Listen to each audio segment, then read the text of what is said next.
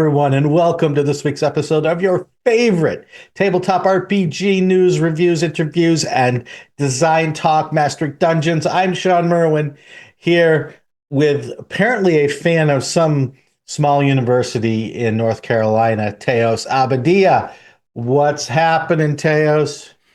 We are little, but we're loud. Duke is an up-and-coming team. I hope that someday you'll have heard of it. What can I tell you? I am preparing for Emerald City Comic Con. So this weekend, shortly after people hear the show, I will be heading up to join my partner in crime, Laura Thompson. And we're going to be getting lots of people, hopefully playing lots of awesome D&D. So we're looking forward to it. I might get to see Mr. Chris Tulak, friend of the show. And hopefully some other staff members there as well. What's up with you? Awesome. I am wishing that I would be in Seattle this weekend so I could go to Emerald City Comic Con and see you and Laura and arch enemy Chris Tulak. And if he's the friend of the show, then he can be like the arch enemy of someone. No, Chris is awesome. I hope he's there, and I hope you get a chance to chat with him. And I hope you get to play a lot of D&D. And I hope you'll meet up with some of our listeners because they're everywhere, I've found out. And they sometimes talk to us via, social media or email. And so we take their questions and comments and we answer them. And we're going to do a couple today. And we're going to start with Tim Kreider via our Patreon, who says, comments about changes to knowledge domain have prompted this question. Do you see from WotC a trend away from, quote, let the DM be flexible and creative toward, quote, give fully specified rules that players control? And if so, is this an ominous sign that Wizards of the Coast designers are more interested in a video game-like future than supporting human DMs? I had a related reaction with the Monster Manual moving toward more abilities gated behind spells. This is terrific for a virtual interface or AIDM, but more difficult for a human at a table. Our priorities revealed in these design choices. Shall I, or would you? If you're raring to go, take it. I'm raring to go. I have interacted on and off with the D&D design team at Wizards between mid-2000s and like today. And when I say today, I mean like literally this very day. They are not designing based on some nefarious or even innocent scheme or plot. Mm-hmm. Virtual interfaces, AIDMs, these are the last things on their mind as they try to create rules that are fun for their audience, that lead to good gameplay, that cause joy in people. Any mid-sized to large-size group or organization, I would consider Wizards of the Coast a mid to large-sized organization. Hasbro, a large organization. Yeah. Any group that's trying to get something done that's at that scale cannot have a conspiracy. They can't even have a non-conspiracy. They can't even get moving in the right direction to get the basics of something achieved, much less this grand scheme in the background. That doesn't mean the administrators, admin teams, right? C-suite folks might want things to happen that move in a direction or another. And they're lucky if they can even have an inch toward those goals.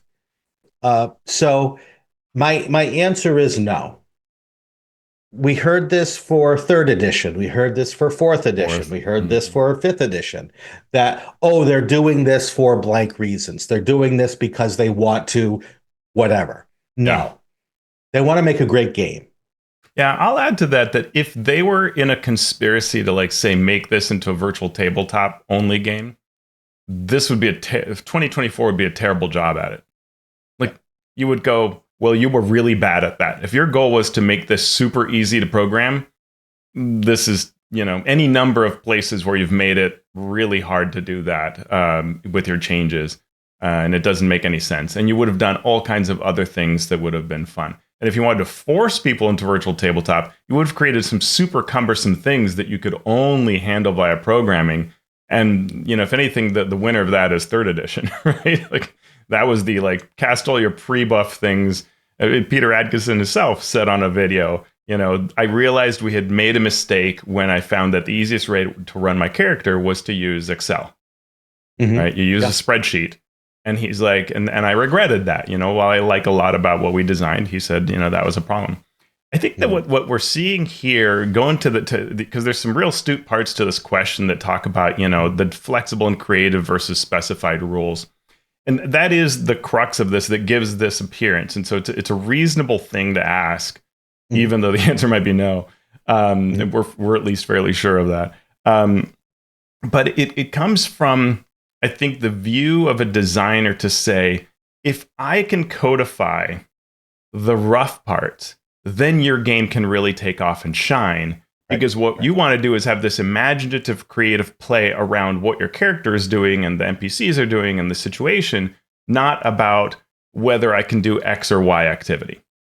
So they're trying to streamline that thing. And I think that's the source of things like, interaction and the search and all these action types and stuff. It's trying to codify this and make it more easy, the conditions. Does it succeed or fail? It probably varies at each table, but that's where that attempt is coming from. Personally, do I love what 2024 did in this regard? I do not. I personally do not love it. I don't think it achieves those goals, but I can see how one would do this trying to achieve those goals. And I think it really comes from a good place. And I'm not saying I would do it better. No, I am not saying that, definitely. Right. You talk about the capitalization. As soon as I saw the capitalization of 2024, I knew that it wasn't, we want this to work in a virtual tabletop, right, so you don't need a DM or an AI or whatever. This was somebody, the editorial team, someone in this process with say, wanted to come at this game as a technical writer, right? They wanted words to mean things. And when the word means things, it gets capitalized. Right. And then you can therefore build a more sound game that one part refers to another part equally. The problem is that role-playing games are too complex to do that well unless you really, really take the development time and the development effort to make sure. Yeah, absolutely. And this edition was made probably 2 years too soon to do that in a way that would make it really work like that. Yeah. So I applaud the effort. I applaud that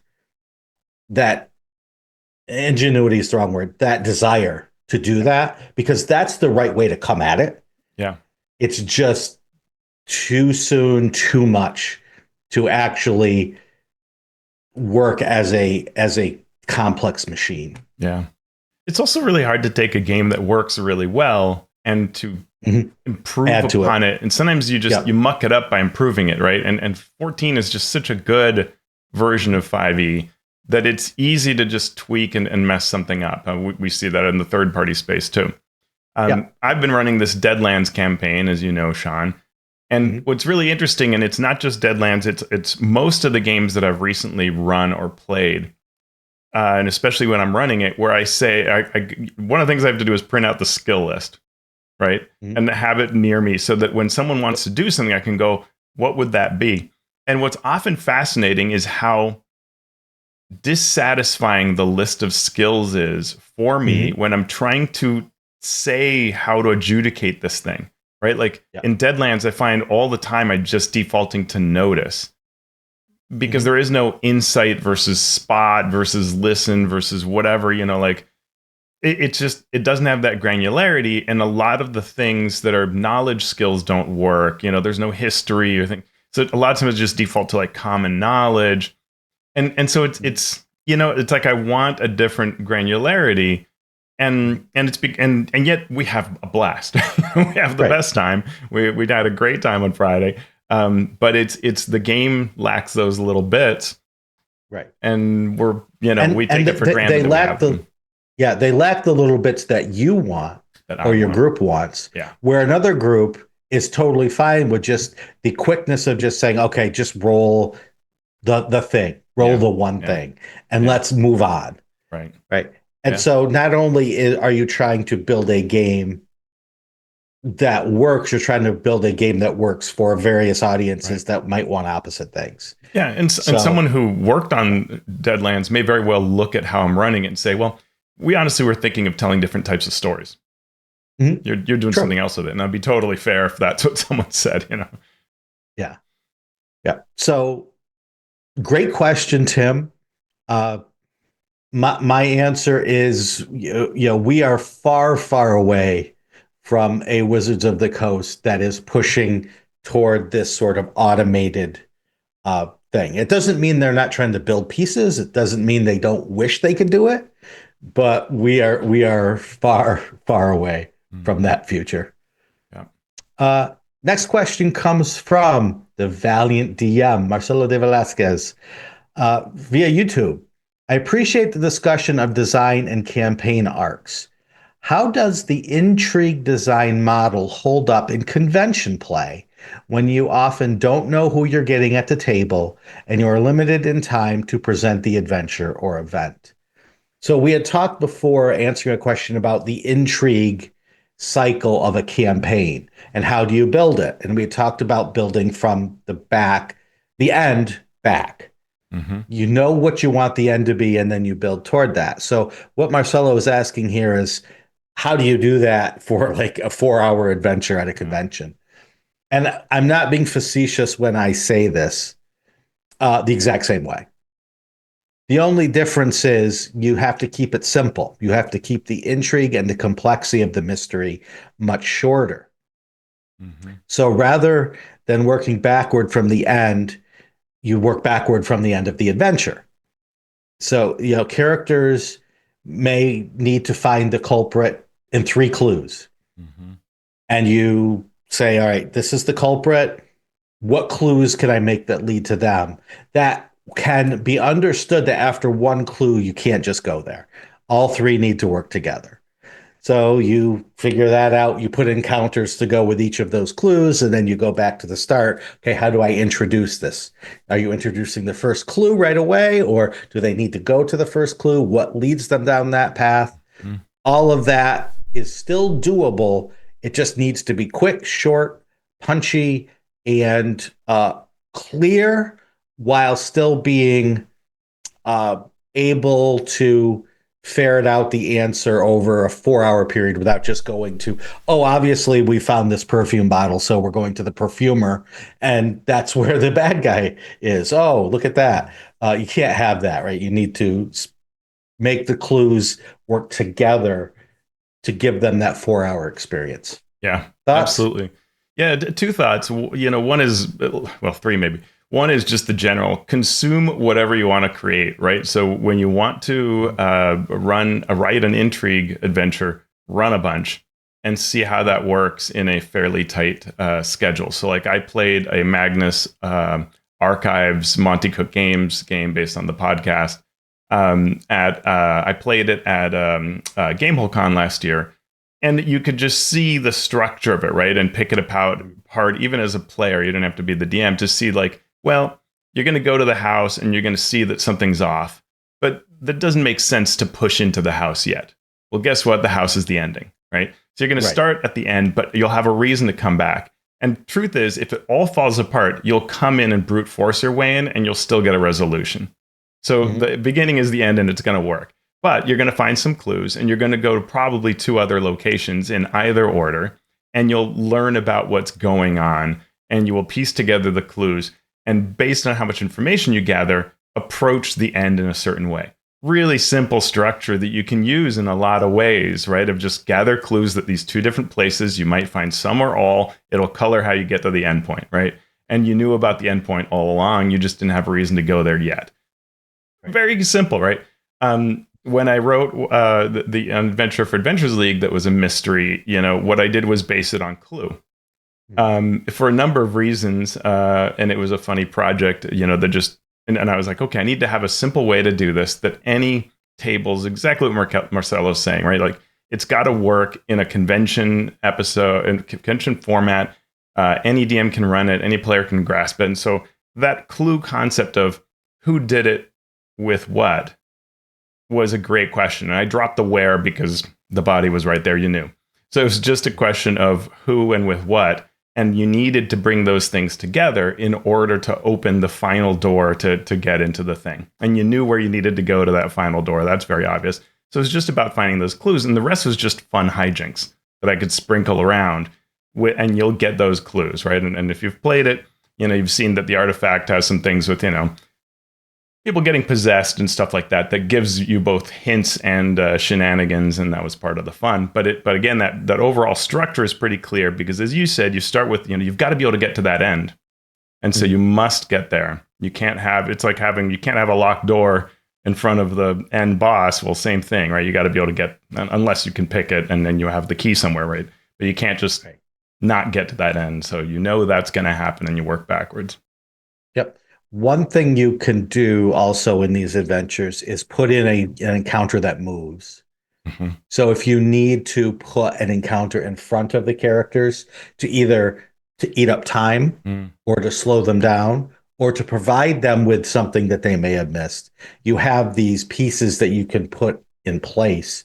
So it seems like you had this planned all along, but really it's the game master who's like, oh, okay, this needs to go here so we can get to that end. Yeah, and if you want to do some light reading that's all free, I believe still out there are all the Crafty Games Adventures for Spycraft, which is a modern espionage type game. And those are full of that kind of concept, right? Where you must be able to get to the end with the clues. It's just about how, and it's like any James Bond film or whatever, right? It must lead you there as a play experience. And if you read through those, you'll learn a million things about any sort of spy genre or clue intrigue type game. Yeah. Awesome. We will get to some more next week, but we have quite a bit of news to talk about. So let's jump right in, starting with the Sigil virtual tabletop going live. This was sort of sprung on us. On the 27th, D&D announced that Sigil was now available to everyone. Sigil, again, is their three-dimensional virtual tabletop that has been in the works for quite a while. It's been shown off at various conventions and online. But now, if you're a D&D Beyond user, you can just plain use it.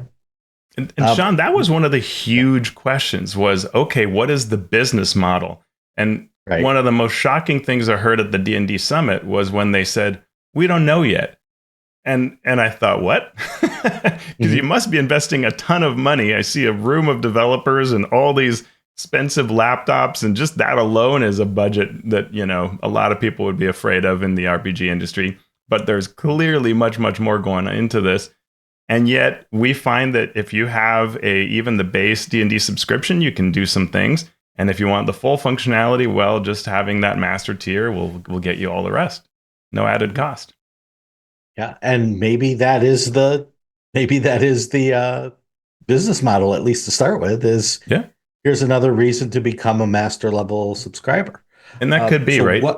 Turn people into paying members may be the goal. Mm-hmm. Yeah. So this is what we've heard from D&D Beyond about this project. Sigil is a shared 3D VTT for your D&D games, allowing players to join your sessions, view the maps you've made, and control their miniatures. All features will be familiar to you if you've used a virtual tabletop before, but Sigil is much more than that. It aims to help you create a digital play space, promising to offer the tools you need to create immersive scenes for your players, from grand fey ballrooms to cluttered city streets to your party's bastion and sigil, so they can explore their stronghold in 3 dimensions and continue to build upon it as they level. All right. Yeah, I mean, they're definitely promising the full, right? If you can imagine it, you can build it, they basically say in one of their quotes. They talk about the cinematic spells and the virtual tabletop stuff you expect, like Fog of War, and you can ping stuff and all that kind of thing to make running D&D easier. And then they have a miniature builder where you can build 3D minis. And for some people, that's worth the price of admission, right? Yeah. If you connect that then to a 3D printer, right, or make files from it, that now you've got probably a whole new audience that would be willing to get down with that. So, we're still, and it says it's integrated with D&D Beyond. Right. I right, have not checked that out yet, but that again is a selling point for a lot of folks who might want to move over from a different, highly integrated virtual tabletop space, but they want to make sure that it tracks your hit points and you can roll dice and you can do all of that. Yeah, I thought the timing was really interesting. So I did, we had been told, okay, sometime in 2025, but it came out of nowhere. And in fact, on our Discord and in other places, I was discussing with folks who said, like one said that they, on maybe February 19th or 20th, got their codes for beta testing or alpha testing, I guess it was. I forget which one it was, but for the closed play testing, I guess beta closed play testing. And then, like 6 days later was the survey. It was the survey end date, right? So it was like, here are your codes, play test it. And then, boy, a few days after that, it's public to everybody. So did this get rushed or, I don't know. I suspect that, it felt to me like there was a shift in how internally they were talking about and communicating the virtual tabletop. So maybe they had these plans that, they just said, you know what, this right now is what this is. Let's get it out there. But out there it is. And so we'll see how folks react to it. I think that's going to be really interesting to see if people go, this is something I will super use, right? There's no question it's gorgeous. I think anyone who's seen those screenshots, it looks amazing, especially if you zoom in, the way you would in a video game and look, right at those characters, like everything looks amazing. But is it something you really want to use to run games? That will be, what will be interesting, I think, to see. Yep, we'll keep an eye on that. We will also keep an eye on a new starter set, since information just dropped a few minutes ago about that starter set, which has the name Heroes of the Borderlands. So Justice Ramin Arman, in a YouTube video, announced the name of the starter set, Heroes of the Borderlands. It's like a 40-second video, but it has some images. Justice is there in his charismatic way telling us all about it. And some of the things, the biggest and best starter set ever, we hear. It was showed off at the New York Toy Fair, which was, I think, just this past weekend. And if you could open the box, start playing, and learn as you go. And for me, that's the thing where I went, oh, yes. Mm-hmm. If you can make that, you have made a good starter set. Yeah, that's the goal. Absolutely. Right. If you're not going to stumble when you open it, right, but rather each piece is inviting, you keep wanting to continue forward until everybody's seated and you're running, and then you want to play again, right? That's the test. Exactly. And it says gameplay is for everyone and is replayable, so that the next time you play, it could be a completely different experience. And perfect for kids, also perfect for 50-year-old kids, according to Justice. I really other like outlets, that one. Yeah, other outlets also got a sneak peek, and they say that instead of pre-gens, there is a tile system that is used to build your character. And now this makes sense with that pick it up and play, right? Rather than having to create a full character or have a pre-gen that then needs to be explained, you build your character piece by piece using these tiles. If they can pull that off, again, perfect. Yeah. Walking that line between create your own character and use a pre-gen. Yep. Love it. You and I have talked about that concept. I love the concept. Yep. Exactly. They've talked about spell cards that'll help casters keep track of abilities, and equipment cards to help people get the handle on weapons, armor, and more. Tokens will be included in the box to aid the tracking of other elements of the game.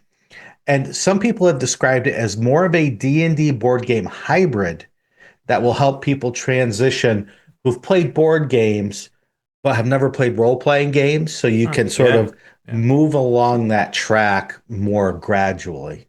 Yeah. I could see that. Yeah, it's interesting. You know, I was looking at a convention coming up. I'm thinking again about pre-gens. And one of the things that all the time happens with pre-gens is they will say, you know, here's the rogue. Yeah, you know, you can sneak attack under these conditions, add a D6 to your level 1 rogue. And then it'll be like, here's the wizard. You have these 6 spells. Mm-hmm. No information on what those spells do. It's like, this pre-gen is playable, this one is not. And now we have weapon masteries, right? And so if you tell me, oh, the fighter can use A, B, or C weapon mastery, great. You could have given me the rules for that, right? And that we see, and it's not just D&D, my Deadlands pre-gens are the same way, you know, it's any number of companies, but to be playable, you need to give me the definitions of things. And the more that they are in front of the player, rather than off in some rule book, the better. Mm-hmm. Yep. And so if previous dates are still correct, this is supposed to be releasing in mid-September. So just after Gen Con seems to be the current release date, at least as far as we know. Yeah, so we will keep an eye. And when it comes out, I can tell you right now that I will be reviewing it, and we'll find out if it is the biggest and best starter set ever. Yeah, Justice, get ready for our review. Yeah. Also waiting our review are movies and TV universes based on Magic the Gathering. Teos, you want to take this one? Sure. Variety has a report that Legendary Entertainment, the company that's behind Godzilla, Pokemon, and Enola Holmes, that was great, Dune releases, they're working with Hasbro Entertainment to bring Magic the Gathering to a feature film and TV series. The film's going to come first. They estimate here that Magic the Gathering is a 1 billion IP, which I'm like, well, maybe even more since they just make 1 billion every year, with over 50 million players. They don't have a lot of details about this other than what's going on here. But I did note as a sort of tie-in, Shawn, that the D&D movie, which we said is now on Netflix, it was number 2 movie on the platform last week. So that's wonderful. I haven't even watched it yet, so it's not because of me. But I mean, I've watched it a million times, but I'm going to watch it again on Netflix and probably convince the grandparents soon to watch it. So, yeah. I had someone who I work with at the college where I teach say, "Hey, have you seen the D&D movie?" And I said, "Yeah." So they must have seen it because it just came out on Netflix. And so we had a nice little chat about the D&D it's so fun. movie. And I love, you know, on our Discord, everybody's talking about the movie and what they like about it. And it's just, I'm so happy it gives everybody joy, right? Compared to, say, the previous D&D movies, which mixed results. Gave everyone whatever the opposite of joy is. Also bringing joy and or the opposite of joy to folks is the new Unearthed Arcana, which brings us yet another version of the Artificer. I did not get a chance to take a look at this, Teos, so what is in this document? Yeah, the class itself has been adjusted. You know, we saw this in mid-December, so not long ago, and it's back with changes. We now have Tinker's Magic gives you the Mending Cantrip. Items that you create are specified as lasting until you finish a long rest. We have revised tables for Replicate Magic item. There have been some issues with some of those. And now you can use a weapon or wand that's created by the feature as a spellcasting focus. So that is spelled out that way and an additional benefit. Magic Item Tinker lets you recharge magic items by spending spell slots or to change from one magic item to another. So this whole idea of making magic items gets a lot more to it.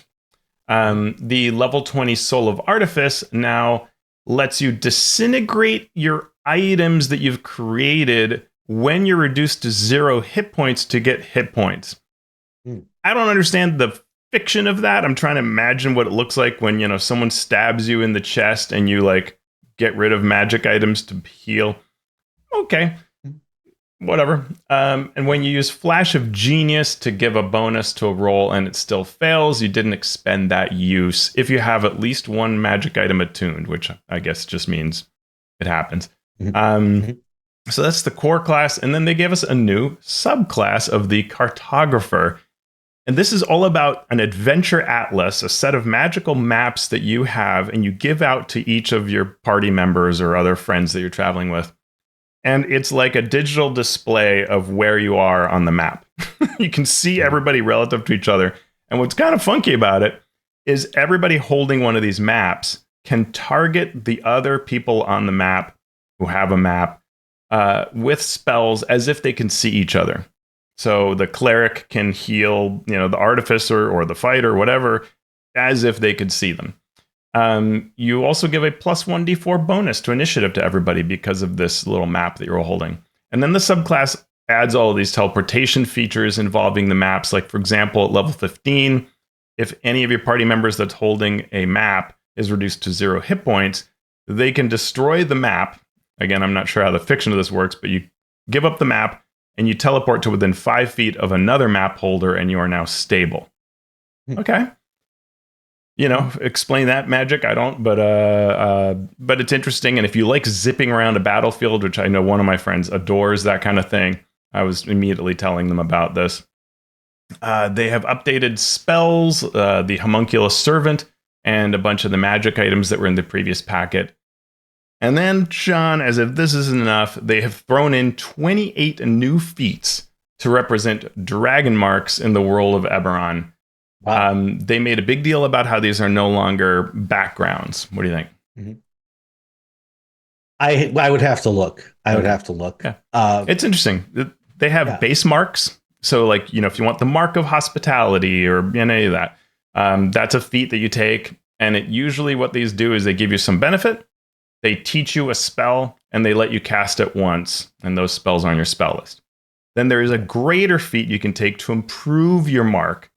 And then there is a potent dragon mark, which takes whatever your mark was, and that spell in the feat is now already there. You can cast it once more for free, and you get an ability bump. So it's all very linked together thematically, taking up a monstrous amount of space because it's 28 feet. And then there's a Boon of Sybaris as an epic boon. I don't love this is feats. I think this is one of the things that happens is when you say to somebody, and we saw this with Dragonlance, we saw this others, when you say, hey, would you like to be immersed in this setting? Now you must spend all your feats on this. To me, if we're going to immerse people in the setting, then let's have some method by which we do that. I will recognize that in Eberron, it's a bit hard because, not everybody should have a mark. So, but it's tough. Just some classes will say, I don't know, sorry, dude, I got to take this feat chain to be, the best block class. Yeah. So I don't know that I can do this, even though I'd like to. So I would personally prefer to have it exist in some setting specific space for the character rather than being either a background or a feat. But here we go with the feat system. And there will, of course, be a survey for this later. So be prepared to tell folks at the D&D team what you think. And it's okay to disagree with me. Probably even one question and one comment. Yeah. The question is, base marks don't have a level prerequisite. Right. But you don't get feats until 4th level unless they're an origin feat, right? Yeah, so they must be origin feats. Okay, so they're feats that are going to be tied to a background. Yeah, well, you could, but their idea is kind of both things, right? In the fiction of Eberron, some people were born with the mark, so that would be taken at your origin period, and then at level 4, you could take the greater feat or whatever. Some people, it manifests later in life, so you might take it at level 4 or whatever, and then you could increase it or not, depending. Yeah. Which is a benefit of that feat system, is that it kind of, you can tell that story pretty easily. But maybe I am completely losing my mind here, but you cannot take a feat until 4th level, right? Except for the feat that's given to you via your background. Yeah. So these unless base you're marks human with an extra feat would Yeah. Right. So these base marks would have to be tied to an origin or to a background, which is how you get your origin feeds. Yeah. Unless they're changing something. Yeah. Or you, yeah, unless the setting says these are something you can supplant for your origin feed. Yeah, it's a good question. Yeah, you're right. Yeah, because normally your background, I mean, well, I will say is everybody I talk to just customizes their background. Right. Because it's such a pain to go through the 2024 system. Everybody, my little circle of people on the internet, you know, they tell me this, but I hear it a lot. Surprisingly, more than I thought I would. I hear people saying, "Oh yeah, we all just customize our backgrounds because it's a mess to." The customization I see is mostly around the stat, the abilities. Mm-hmm. So, I want to be a farmer, but I want my intelligence to be bumped. So let's just do that. But I'm sure if you're doing that, then the next easy step is take whatever feat you want. Hopefully, you're only doing origin feats, though, because if you do regular feats, then you're getting an ability score bump. As well, totally. Which an origin feat doesn't give you. The reason I'm going into this a little in more detail is because we had a similar train of thought with transformations in Grim Hollow. Right, transformations are extra abilities, but also drawbacks that you get if you are bit by a vampire or bit by a werewolf or turn into some ghoul for some reason.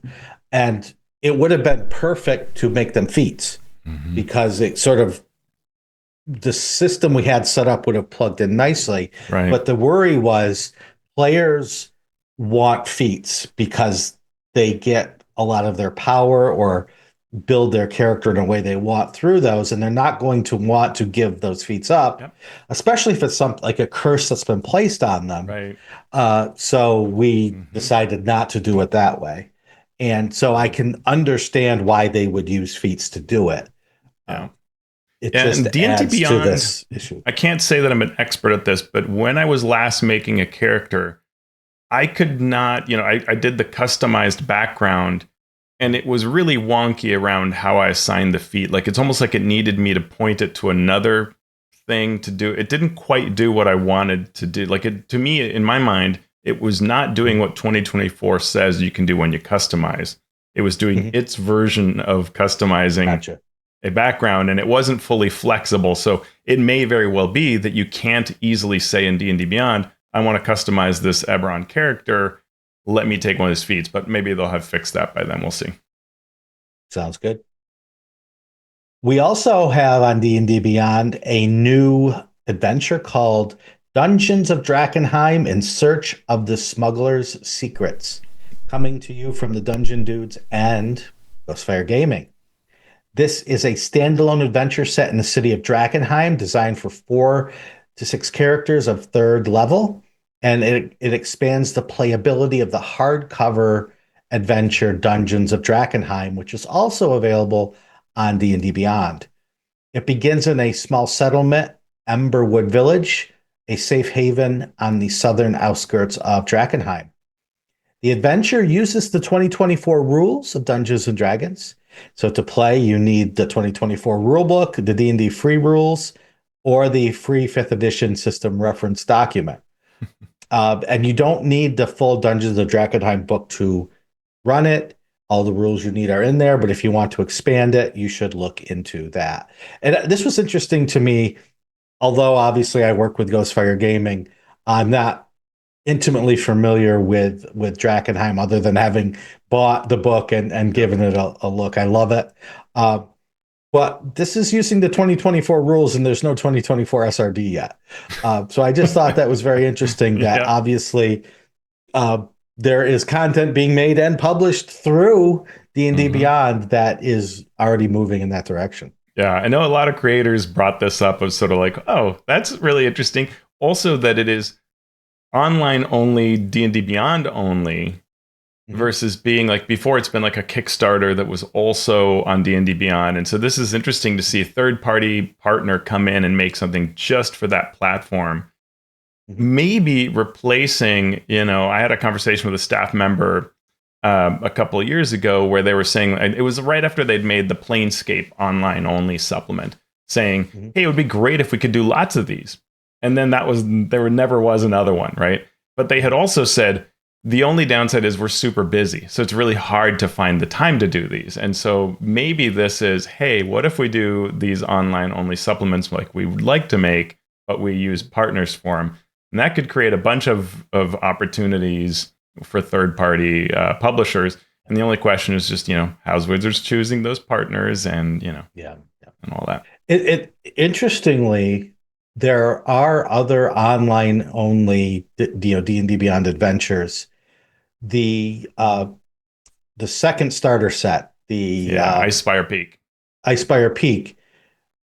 Jane Citricasso, Will Doyle, and I did adventures that are available on D&D Beyond that were supposed to continue that, but they were only ever published on D&D Beyond, and really not even publicized all that much. No, which I thought was yeah. odd, There was a QR code in the starter in some versions of the starter set early on. That was really neat. That was cool to see, and they were great adventures. So I wish more people knew about them. Yeah. So we'll see. We'll see how that trend continues, if so.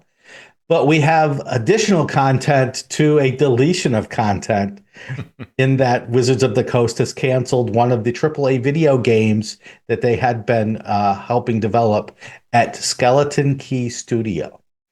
GameSpot is reporting that Skeleton Key's audio director said that he was laid off due to the game's cancellation. So it wasn't even announced. No. It just came through the side door here.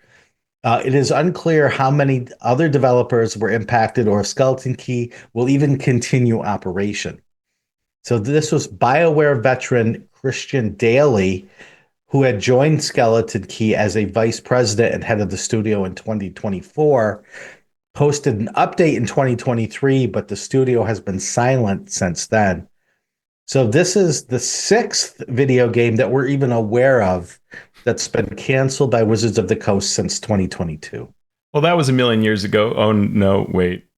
3 years ago. Okay, yeah. It's so hard, right? I mean, it's so interesting to hear on one hand Hasbro talk about all of this potential of video games, and then you see all these canceled games both within Wizards and Hasbro and externally in the industry. What a difficult place it is. But again, it continues to be exciting, right? For investors. It draws investment. Even though, as we talked about last episode, D&D's finances show just how stable and great D&D is, and maybe the investment should be there, but Yep. Well, we will end with some sad news in that Ernie Gygax, son of Gary Gygax, has passed away recently. Ernie was obviously one of the very first players of Dungeons and Dragons when the game was created by his dad and Dave Arneson a long, long time ago. And so we give our condolences to the Gygax family. I thought for sure you're going to talk about Mr. Potato Head, so I have very mixed feelings about this moment. I forgot Mr. Potato Head. So you can see how I was prepared for mirth and joy, and that was quite the surprise. We'll end on a high note then. Mr. Potato Head miniature, it's there. You can order one. Yeah. Tell us all about this, Teos. Well, condolences to Mr. Potato Head. As this is the kind of thing that I think someday we'll find the Mayan and Aztec calendars referred to and warned us about. But WizKids is now selling us a 3-inch tall miniature that is a beholder, but also a potato head. And if you've ever played with that classic toy, you can replace the lips, the glasses, the mustache, in addition to the eye stock options, and give it, a spell it's casting or whatever. It's $25 for this one single large miniature, but, a lot of fun can be had, and you can horrify your friends. I happened to have it on my screen when my wife walked into the room, and she just gave me this look and said, "You're not going to buy that, right?" And I... I don't know, Shawn. I still don't know the answer. Did you go in and cancel your order? I have not, and had not ordered it. But it is terrible. And she's like, we're just going to have she's like, someday you'll end up with a storage bin that you're going to tell me we need for these things. I was like, you're right.